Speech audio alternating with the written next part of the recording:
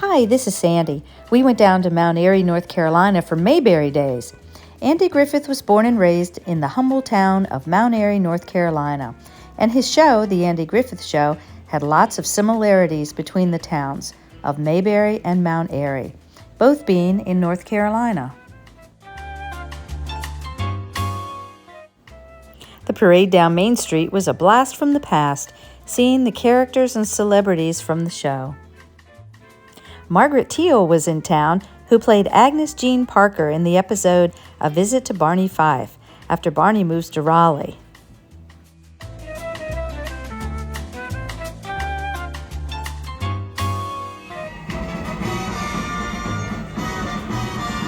Enjoy the sunshine.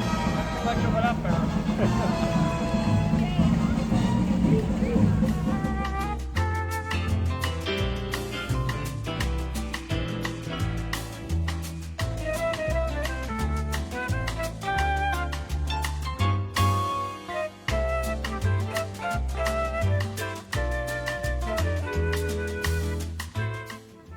Leon, who was played by Clint Howard, made several appearances with his peanut butter sandwich. He is Ron Howard's little brother and went on to star in his own show, Gentle Ben.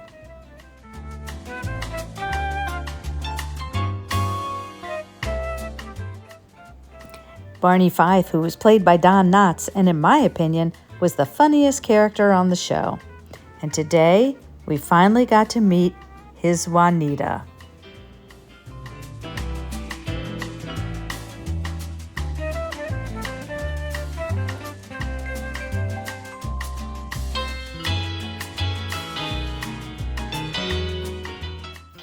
Karen Knotts, Don Knotts' daughter, was in town.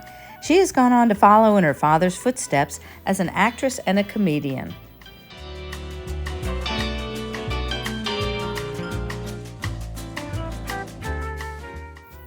Who can forget Big Maud Tyler, also known as Ralph Henderson, from the Convicts at Large episode, who was played by Retta Shaw along with Jean Carson and Jane Dulo.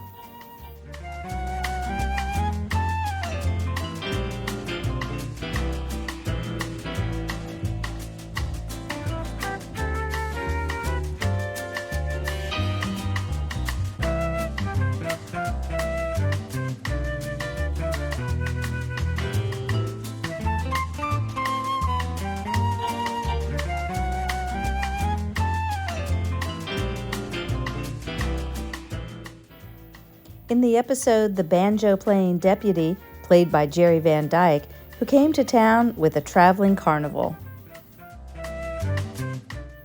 Other characters we got to see were Ellie Walker, who was played by Eleanor Donahue, Howard Sprague, who was played by Jack Dodson, Emmett Clark the Fix-It Man was in town, who was played by Paul Hartman, Malcolm Merriweather, who was played by Bernard Fox and went on to play Dr. Bombay on Bewitched. And who doesn't love Floyd Lawson the barber, who was played by the great Howard McNear.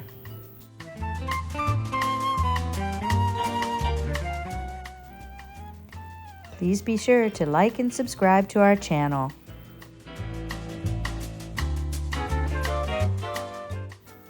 We also saw Daphne, one of the fun girls, who was played by Jean Carson, and Colonel Harvey, who was played by John Denner, and had a fantastic career in stage, radio, film, and TV. And there was Gomer Pyle, played by Jim Neighbors, who worked at Wally's Filling Station, along with Marine Sergeant Vince Carter, who was played by Frank Sutton, and both went on together to star in their own series, Gomer Pyle USMC. And remember Mr. McBeevy with his shiny hat and 12 extra hands.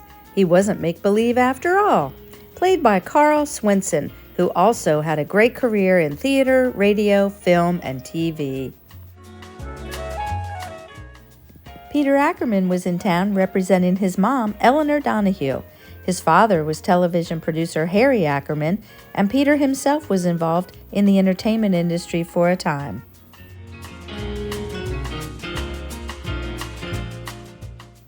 In the Cow Thief episode, which starred Malcolm Atterbury, who played Luke Gentry, the cow thief, was based on a real-life incident that happened in Andy's hometown. but we don't want to make a big melange about it.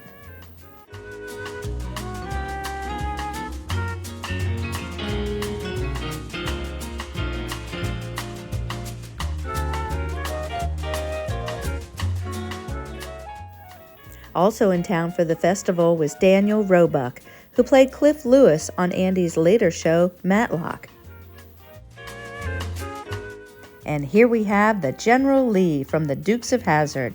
Briscoe Darling, played by Denver Pyle, went on to play Uncle Jesse Duke on the Dukes of Hazzard, as well as James Best, who played guitar-playing Jim Lindsay on the Andy Griffith Show. Also starred in the Dukes of Hazzard as Sheriff Roscoe P. Coltrane.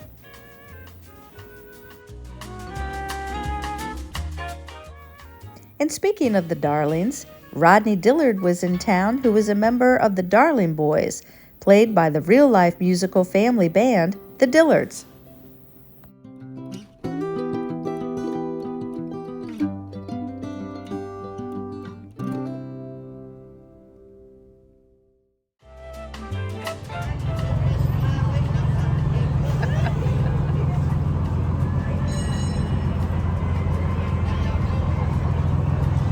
Tried to get Andy to give me a ride up to my cave where I hermitize myself. He said, I ain't got time for you today, Ernest. He just take the bus.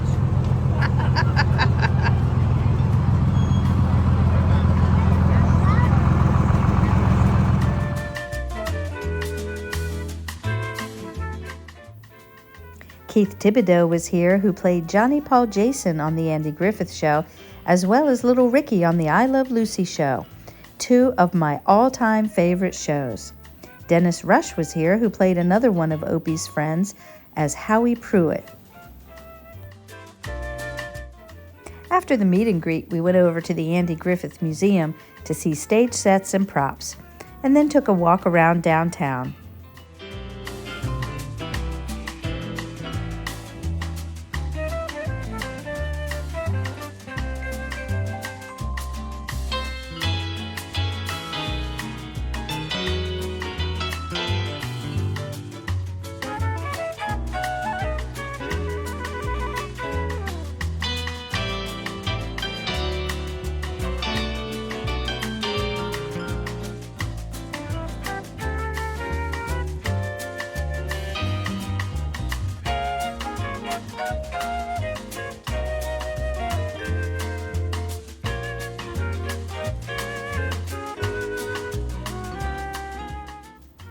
The Andy Griffith Show was filmed at Desilu Studios, which was owned by Lucille Ball and Desi Arnaz. It ran from 1960 to 1968 with 249 episodes of fun, laughter, and heartwarming lessons, amidst all the mayhem of small-town living with larger-than-life characters. It was set in a simpler time, and I think that's why we still watch it today.